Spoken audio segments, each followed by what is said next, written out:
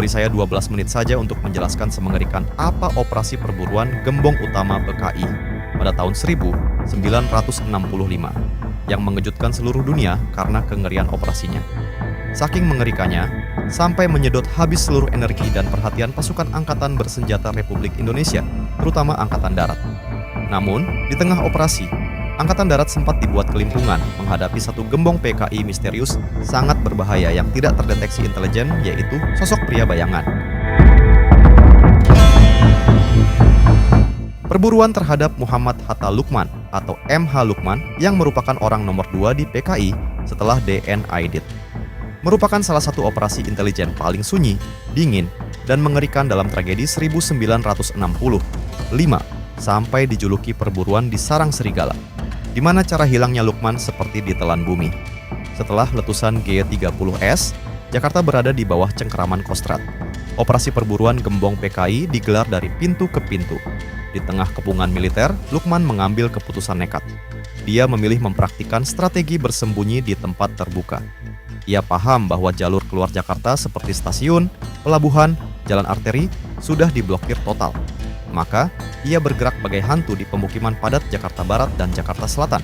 Selama hampir 3 bulan, Lukman hidup dalam paranoia dan ketakutan tingkat tinggi.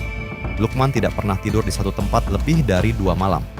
Ia hanya bergantung pada segelintir simpatisan tingkat atas yang belum terendus intelijen dan melakukan isolasi total. Aparat intelijen militer yang menyadari Lukman belum keluar Jakarta akhirnya menggunakan strategi perburuan di sarang serigala dengan memperketat jaring-jaring perburuan.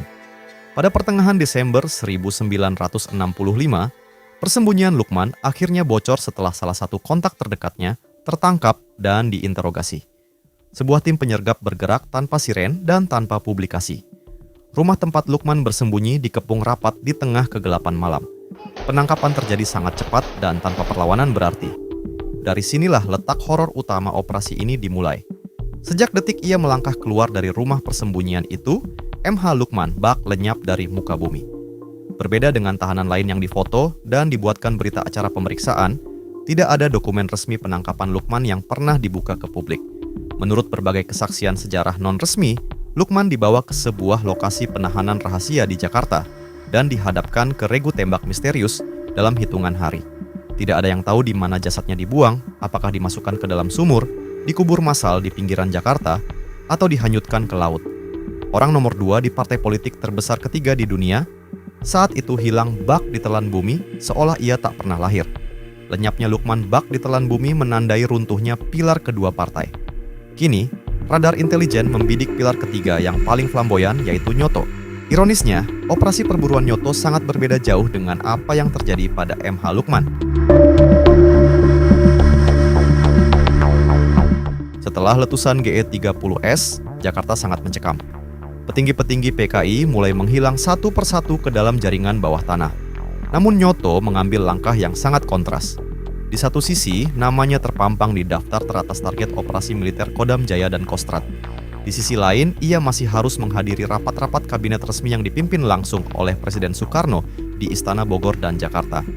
Setiap kali melangkah ke istana, Nyoto harus berjalan di antara para jenderal dan pejabat militer yang sebagian besar sudah menganggapnya sebagai musuh negara yang harus dimusnahkan. Ia sadar betul, pimpinan militer di luar ruangan sedang menyusun operasi tingkat tinggi untuk melenyapkannya. Sementara di dalam ruangan, ia harus tetap bersikap tenang, berdiskusi tentang politik nasional. Operasi perburuan Nyoto sangat berbeda jauh dengan apa yang terjadi pada MH Lukman. Hal itu dikarenakan Nyoto bukan sekadar politisi, ia adalah orator flamboyan, mantan pemimpin redaksi harian Rakyat, seorang intelektual dan diplomat yang sangat mahir berbicara. Ditambah, Nyoto masih terlindungi karena kedekatan emosional dan politiknya dengan istana dan Bung Karno. Membiarkan Nyoto hidup terlalu lama, membawanya ke pengadilan terbuka, atau membiarkannya berkomunikasi lagi dengan media asing dan Soekarno adalah risiko politik yang sangat besar.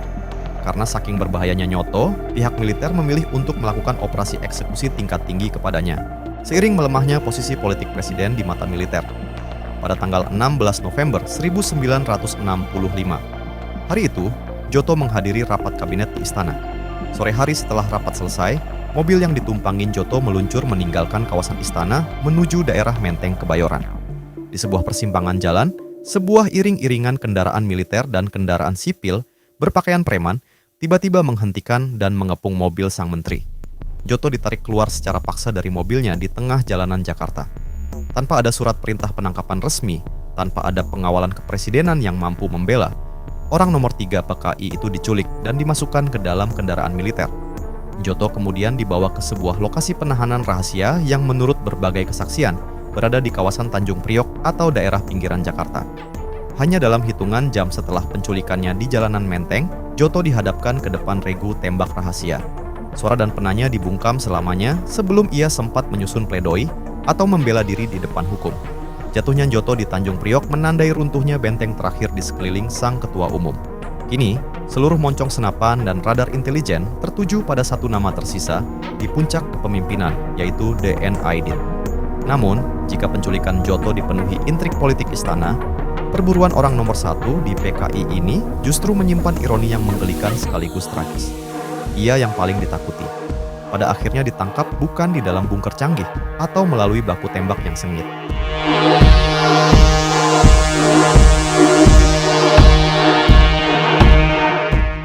Sebelum kita membahas operasi perburuan sesosok pria bayangan yang merupakan gembong PKI misterius, sangat berbahaya, dan tidak terdeteksi Angkatan Darat, kita harus terlebih dahulu membahas operasi perburuan orang nomor 1 di PKI, yaitu DN Aidit. Aidit saat itu adalah buronan nomor 1 di Indonesia. Intelijen militer dikerahkan penuh untuk melacak setiap jengkal pergerakannya dari Jakarta, Yogyakarta, hingga Jawa Tengah. Narasi tentang kehebatan dan kelihayan Aidit membuat pasukan di lapangan ekstra waspada dan siap menghadapi kemungkinan terburuk jika menemukan titik persembunyiannya. Meskipun dinamika operasinya sangat menegangkan, kenyataan di lapangan saat Aidit ditemukan justru memperlihatkan sesuatu yang sangat kontras. Setelah meninggalkan Jakarta, Aidit berpindah-pindah tempat di Jawa Tengah untuk mengonsolidasikan kekuatan. Ia sempat bersembunyi di Yogyakarta dan Solo. Pelariannya sama sekali tidak dilengkapi pengawalan elit. Ia seringkali hanya menyamar dan berpindah tempat menggunakan sepeda ontel atau membonceng sepeda motor rekannya. Pada malam hari tanggal 22 November 1965, tim pemburu dari Brigadir Infanteri Diponegoro yang dipimpin oleh Kolonel Yasir Hadibroto menggerebek sebuah rumah sederhana di kawasan Sambeng, Solo. Aidit tidak ditemukan di dalam bunker bawah tanah berteknologi tinggi atau ruangan rahasia yang megah. Ia hanya bersembunyi di dalam sekat sempit di belakang sebuah lemari pakaian di kamar rumah tersebut. Tidak ada baku tembak yang sengit, tidak ada adegan perlawanan menggunakan senjata.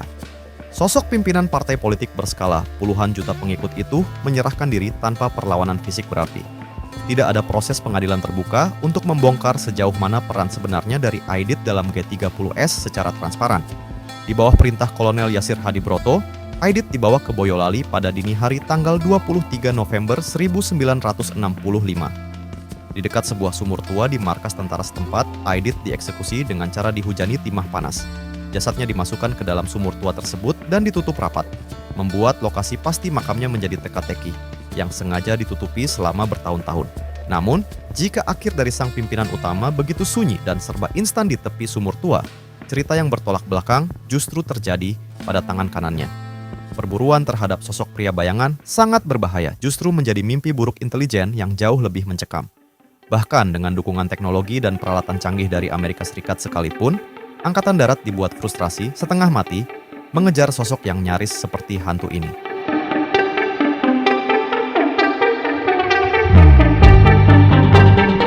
Sosok pria bayangan bukan sekadar buronan biasa. Ia adalah arsitek jaringan rahasia yang perburuannya berubah menjadi mimpi buruk paranoid bagi intelijen Angkatan Darat. Bahkan dengan suntikan teknologi, perangkat sadap, dan bantuan intelijen dari Amerika Serikat melalui CIA dan atase militer AS di Jakarta, sosok ini tetap membuat para pemburunya frustrasi setengah mati. Setelah diketahui identitas aslinya bernama Syam Kamaruzaman, Ketua Biro Khusus PKI di mana tugas utamanya merekrut dan membina perwira militer aktif secara rahasia. Ketika perburuan dimulai, tim pemburu dari Kopkamtib sadar akan satu hal yang membuat bulu kuduk berdiri. Mereka tidak pernah tahu apakah rekan intelijen yang duduk di sebelah mereka atau bahkan atasan yang memberi perintah adalah orangnya sejam atau bukan. Setiap kali tim intelijen AD menyiapkan penyergapan berdasarkan alat sadap atau laporan lapangan, lokasi persembunyian sejam seringkali sudah kosong melompong beberapa jam sebelumnya. Kebocoran informasi terjadi terus-menerus. Hal ini memicu ketakutan luar biasa bahwa jaringan Syam di tubuh militer masih aktif dan memantau pergerakan para pemburunya sendiri. Bantuan peralatan dari AS termasuk teknologi pelacakan jejak radio dan analisis dokumen berulang kali membentur tembok tebal karena Syam tidak menggunakan jalur komunikasi konvensional. Syam tidak pernah menghubungi bawahannya secara langsung. Ia menggunakan kurir berantai.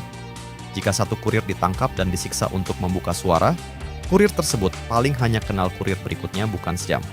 Setelah lebih dari 1,5 tahun berburu dalam kegelapan dan membuat perwira-perwira tinggi AD kehilangan tidur, hantu itu akhirnya memperlihatkan celah.